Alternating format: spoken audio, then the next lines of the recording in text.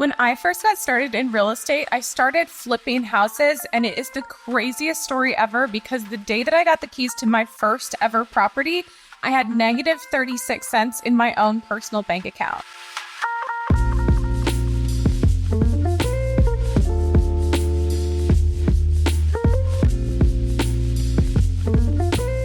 What's up, guys? My name is Tessabella, and I wanted to tell you guys my origin story of how I got started in real estate. See, I had moved down to Arizona from Oregon the second I graduated high school. And as soon as I did, I started working at a coffee shop named Dutch Bros. And I loved my job there. It was so much fun, but I knew I wanted to do more. I was going to college. I was working at this coffee shop. I was working all kinds of other little side jobs, just like really trying to figure out what I was going to do with my life and how I was going to get rich. Because honestly, that was all I cared about at the time. I was like, I want to make money. I need to do whatever I can to accomplish that. So I started watching all of these YouTube videos because I was super obsessed with HGTV. I loved Flip or Flop. I loved all of these like property videos, all this kind of stuff on HGTV. So I started watching a ton of YouTube on how to flip houses.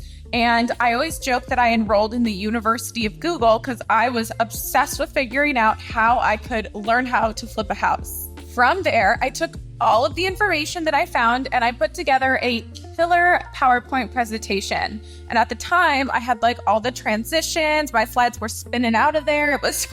I really thought that was going to do it for me. And all of a sudden, I started talking with everyone and anyone that I could, trying to find somebody to fund my first flip. And it's so funny because I've always considered myself a really introverted person. I'm quite shy, not somebody who's going to be super chatty and talkative. However, I love the phrase, everyone has something that makes them an instant extrovert. For me, it was real estate that made me so excited and so passionate and like want to talk to anyone and everyone. And so all of a sudden, I was truly starting conversations with strangers talking about real estate. And before you know it, I got connected to a friend of a friend of a friend who said, this guy has money and he's willing to chat with you. He's willing to get on a Skype with you. And so we got on a Skype call. I went through my entire presentation.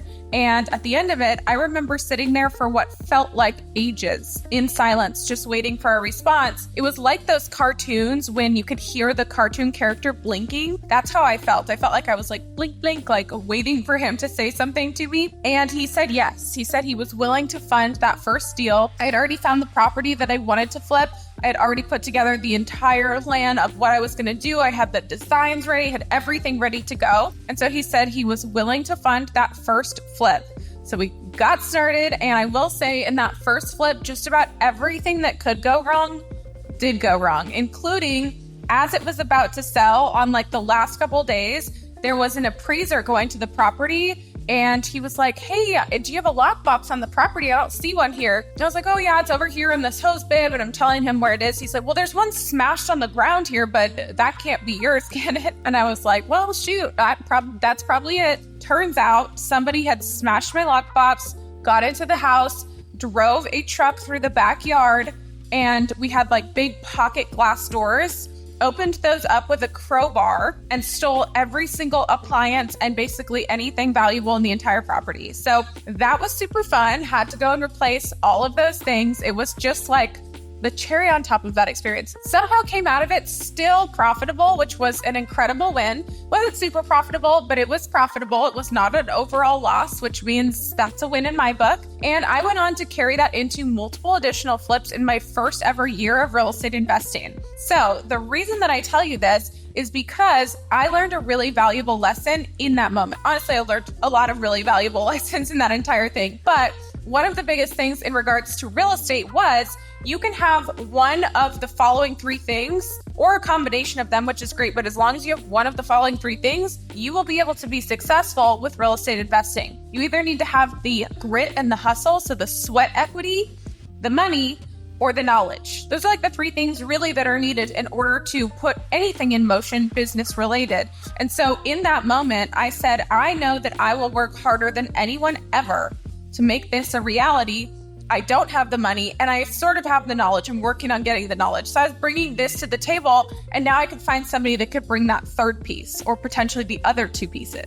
So that was a really powerful lesson for me to learn in that moment, because I think I've carried that into multiple other avenues of my life. So then I was flipping houses. I was on the investment side of real estate, and I started to document everything on social media, and I was getting all kinds of people reaching out to me being like, how are you doing this? How can I do this? Will you teach me how to do this? All this kind of stuff. And so it quickly turned into this community of people that was following me for a specific reason. I think one of the big things that stood out was I was really documenting the good, the bad, and the ugly on social media. I was sharing everything in between. And I think that that's honestly what made people feel like it was really genuine and really authentic, because I wasn't just showing the highlight reel. I was showing what didn't work, what did work. I showed on that day when everything got robbed, and people really enjoyed following along in the process. And so fast forward a little bit, that turned into me getting my actual real estate license and going into traditional real estate sales. So then I'm now a licensed agent, and I remember getting into traditional real estate sales. I was like, it is so crazy, because for anyone out there who's in real estate, when you go through real estate school to get your license, they don't actually teach you anything about how to be a real estate agent. They don't teach you anything about like how to conduct showings, how to find clients, how to do any of that is not discussed at all in the pre-licensing work. And so I got this license, and I was like, well, now what do I do? Fortunately, I had already caught some momentum from my efforts on social media on the investment side. And so I was able to really ride this wave of generating deals through social media. To this day, I still get people who send me business, send me referrals, and I still have transactions that come through social media simply from having a presence online. So I knew in that moment it was really important to double down on social media and to really scale up my real estate sales business. So fast forward a little bit more, I absolutely crushed it in real estate sales. Again, I'm an introverted person, but I found a way to bring out that extrovert because I could talk about real estate, and I loved helping and serving people. So in doing that, I had a couple really incredible years. I definitely made some mistakes along the way, but overall, I feel like I was really understanding how to run a successful real estate business. So much so that I was actually the official real estate partner of the NBA's Phoenix Suns for 2 years. Though I will say that's when the Phoenix Suns were not great, so it wasn't quite as cool as it would be like now. But it was still a really incredible opportunity. And so I had fully immersed myself in becoming sort of this local celebrity, this local star. And that truly, I believe, is the key to success in real estate, is you need to make sure that people know who you are. You need to really immerse yourself in social media, immerse yourself in your community, and figure out how to treat this like a true business. It has taught me so much about entrepreneurship, so much about business. It blows my mind every single day how much I continue to learn and how much I have grown over the last 9, almost 10 years now in real estate. So I took all of this information and I turned that into a one-of-a-kind academy that I have been so freaking excited and working so hard on for the last couple of months. And we just opened the doors to the House of Agents Academy. The House of Agents Academy is the first of its kind A to Z real estate academy that includes master resale rights.